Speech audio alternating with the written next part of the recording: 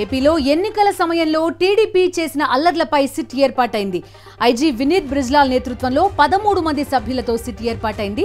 SIT సభ్యులుగా ACB SP Ramadevi, ACB ASP Soumyalatha, ACB DSP Ramanamurthy, CID DSP Srinivasulu, ACB DSP Srinivasarao, మనోహరాచార్యని నియమించారు. పల్నాడు, అనంతపురం, తిరుపతి జిల్లాల్లో హింసపై దర్యాప్తు చేయనున్నారు.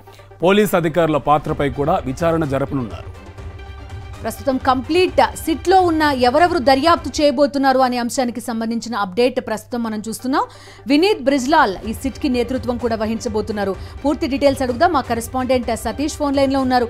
సతీష్, చెప్పండి, పూర్తిగా ఎవరెవరు ఈ టీమ్ లో ఉండబోతున్నారనే డీటెయిల్స్ అప్డేట్స్ కూడా వచ్చాయి మనకి. సిట్ ని నియమించినటువంటి డీజీపీ వినీత్ బ్రిజ్లాల్ నేతృత్వంలో మరొక 13 మంది సభ్యులు కూడా సిట్ బృందంలో నియమించారు. ప్రధానంగా ఈ సిట్ 2 రోజుల్లోగా దర్యాప్తు పూర్తి చేసి ఇవ్వాలి. అదేవిధంగా ఇప్పుడున్నటువంటి ఈ కేసులో ఏవైతే పల్నాడు జిల్లాలోని, అదేవిధంగా అనంతపురం జిల్లాలో, తిరుపతి జిల్లాలో జరిగినటువంటి హింస ఏదైతే ఉందో, తెలుగుదేశం పార్టీ నాయకులు కొంతమంది పోలీసుల సహకారంతో చేసినట్టు హింస ఏదైతే ఉందో, ఇక్కడ జరిగినటువంటి ఘటనల్ని విచారించడం, ఆ పోలీస్ అధికారులు కూడా విచారించేటువంటి బాధ్యత ఇచ్చారు. ఇందులో సిట్ లో ఐజీ వినీత్ బ్రిజ్లాల్ నేతృత్వం సిట్ లో 13 మంది అధికారులు, అటు ఏసీబీ, అదేవిధంగా ఇంటెలిజెన్స్ విభాగాలకు సంబంధించి విఆర్ లో ఉన్నటువంటి విభాగాలకు సంబంధించినటువంటి అధికారులు కూడా నియమించారు.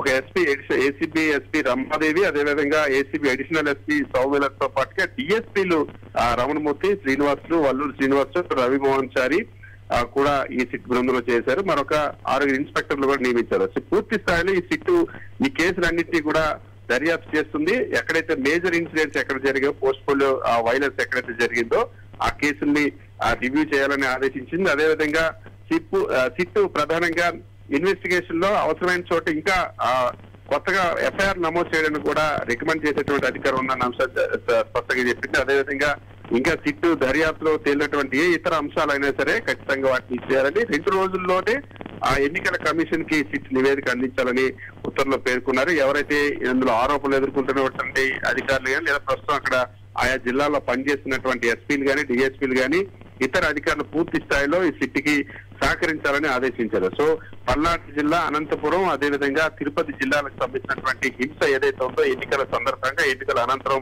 తెలుగుదేశం పార్టీ నాయకులు, పోలీసు అధికారులు, పోలీసు సిబ్బంది కలిసి చేసినటువంటి హింసాత్మక విధ్వంసం ఏదైతే ఉందో ఆ ఘటనల పైన, ఆ కేసులన్నిటిపైన కూడా ఇప్పుడు ఈ సిట్ దర్యాప్తు చేయనుంది. Okay Satish, thank you.